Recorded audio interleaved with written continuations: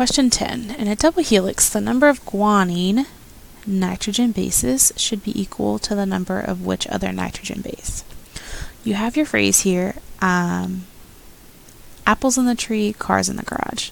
This is supposed to help you remember that A and T pair together. So adenine and thymine always pair together. Cars in the garage, C and G always pair together for our bases.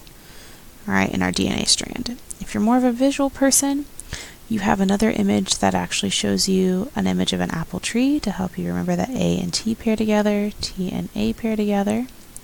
And then you have a picture of a car in a garage.